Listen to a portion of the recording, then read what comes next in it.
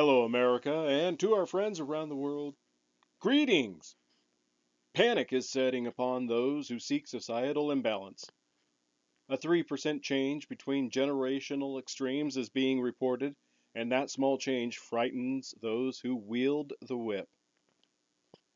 The so-called baby boomer generation, perhaps not the entirety, but how so many of them seem hell-bent on tyrannically squeezing control of the people and imprisoning anyone who questions or calls out their abuse of power.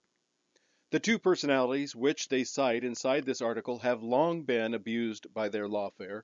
While escaping any public demands for justice, the Mitch McConnells, Cocaine Mitch, and the Nancy Pelosi's, her corruption is notorious enough that there exist social media accounts which track her stock trades, implying she's utilized insider trading for oh so long. I'm aware that Tate is in Romania and that Peterson is a Canadian, whereas the two whom I cited are American politicians, but as Ned Beatty said in the classic movie Network, and the bum said in the Rowdy Roddy Piper cult classic They Live, there aren't any nations anymore. What we're witnessing in real time is a pro-misandrous political movement. If you're not aware, misandry is the concept of female superiority. Now take this as a counterbalance to the negative press which both of these men have been subjected in addition to the lawfare they've endured. Before I forget, lawfare is a word to define when the law is weaponized against a class of people or an individual. There are many examples, but perhaps the least likely to incite outrage is Mayor Eric Adams of New York City. He spoke negatively about a Biden policy. In less than a month, both he and one of his staffers had federal investigations brought. Our modern history has already witnessed many such supremacist movements in the past, often leading to genocides. I've included the link to the article in the description just in case you think I'm being hyperbolic. Before I begin with the article, I want to leave you with one legal case demonstrating misandrous political power. The Duke Lacrosse false allegation case. If it weren't for the online activist group Anonymous uncovering and publicly revealing the fraud which the prosecution and the woman were perpetuating upon the world, these men would have been wrongfully convicted. This was nearly 20 years ago. We've had a slew of politically motivated gynocentric political efforts to fortify gender supremacy of one group over another. We, as a society, need to stop with the nonsense. Even the little boy who cried wolf was eventually ignored due to all of the fake cries for attention. Whether you like Tate or Peterson or not, that's your choice. Just remember the old adage about, first they came for Group A, and I said nothing. Then they came for Group B, and I still said nothing. Finally, when they came for me, there wasn't anyone left to say anything. Ultimately, this is a bigoted hit piece designed to shame men should they consider becoming part of that 16%. This article is full of, oh, how hard it is to find childcare stylized language, but I can tell you, as a man, that I know many men who are very aware of such issues. This is nothing more than an effort to cookie cut what they want you to think are stereotypical roles, when the reality is that many men are picking up the slack of absent mothers and doing so without complaint, where there are numerous examples of women throwing temper tantrums online about having had to work a 40-hour week.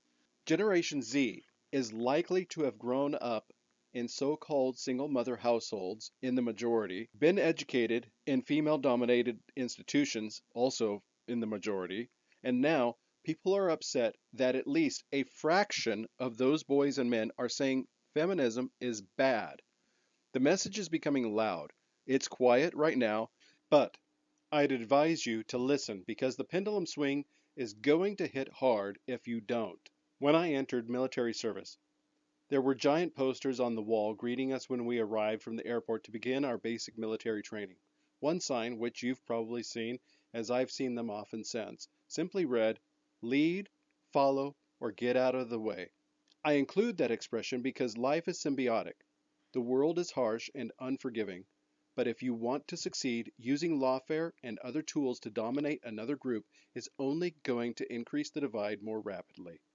1 February 2024, Gen Z boys and men more likely than baby boomers to believe feminism harmful, says poll.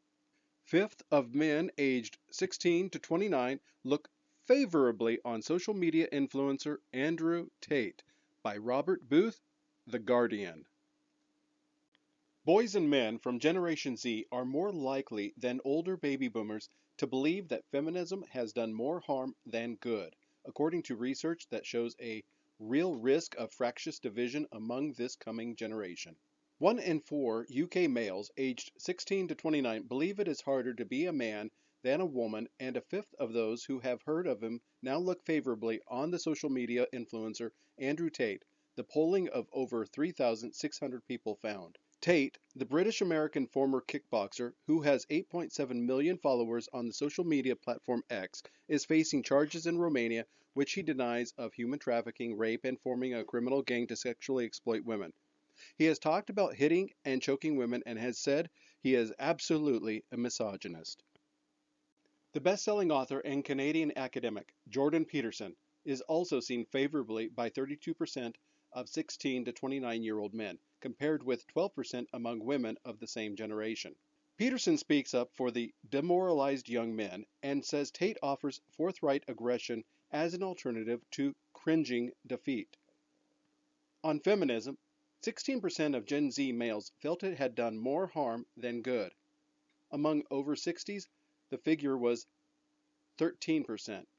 The figures emerged from Ipsos polling for King's College London's Policy Institute and the Global Institute for Women's Leadership. The research also found that 37% of men aged 16 to 29 consider toxic masculinity an unhelpful phrase, roughly double the number of young women who don't like it. This is a new and unusual generational pattern, said Professor Bobby Duffy, director of the Policy Institute. Normally, it tends to be the case that younger generations are consistently more comfortable with emerging social norms as they grow up with these as a natural part of their lives. Larger proportions of young men still think it's harder to be a woman today than a man, that feminism has done more good than harm, have an unfavorable view of Tate. But Duffy said, there is a consistent minority of between 1/5 and 1/3 who hold the opposite view. This points to a real risk of fractious division among this coming generation. Professor Rosie Campbell, director of the Global Institute for Women's Leadership at King's, said, the fact that this group is the first to derive most of their information from social media is likely to be at least part of the explanation.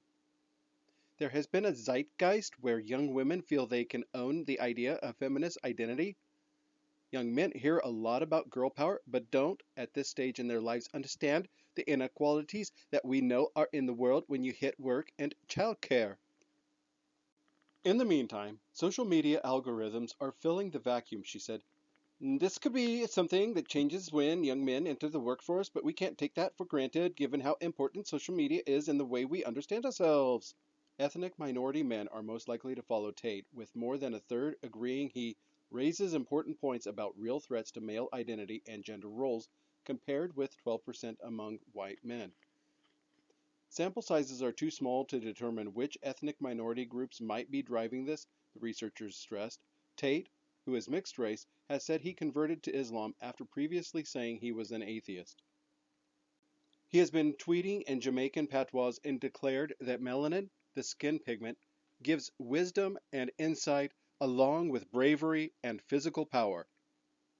Tate preaches that young men should take control of their own lives, shouting at them in one recent video over footage of him vaping, firing a gun, and driving a sports car.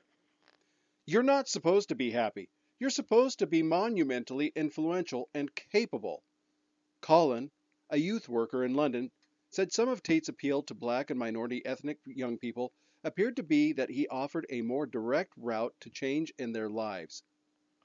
Young men from disadvantaged communities hear a lot of talk around policies to tackle inequality and racial discrimination, Colin said. These things are abstract. People don't feel the difference in their lives immediately, and it is hard to see the difference being made. So, Black Lives Matter was important and touched on deep structural inequalities, but a lot of young men ask, what difference does that make to me today?